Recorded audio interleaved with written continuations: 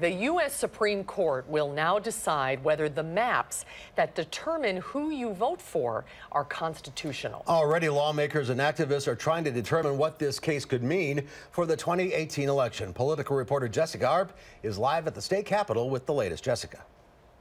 Well, yeah, those who've been involved with this case tell us they are not surprised that the court agreed to take it up, in part because it could have sweeping implications for people across the nation.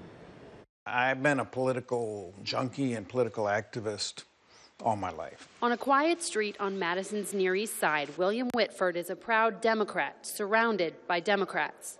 Have for a long time trying to elect a Democratic majority has become impossible, and it's really discouraging. So he became the named plaintiff in the case now known as Gill v. Whitford, a challenge to the redistricting maps drawn by Republicans in 2011. A three-judge panel ruling last year that lawmakers diluted Democratic votes by packing them into districts, allowing Republicans to obtain large majorities at the Capitol. The seats aren't in play.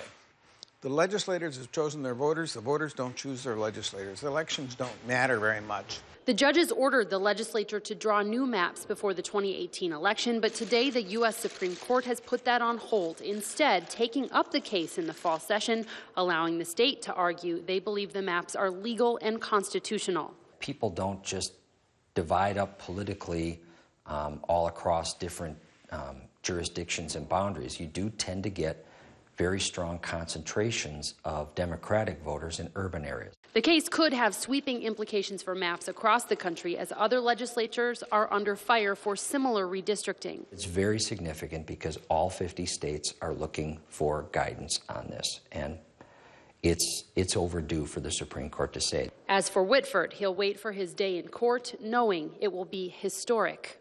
If we win, it'll become a famous case that'll be taught in all the law schools. My grandchildren will know me as the plaintiff in this case, not for all the other things I did in 49 years as a law professor.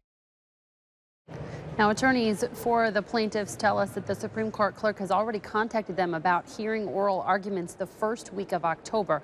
That would mean this case from Wisconsin would be one of the first, if not the first case that the Supreme Court would take up during its fall session. Jessica Arp reporting live at the state capitol. Thank you, Jess.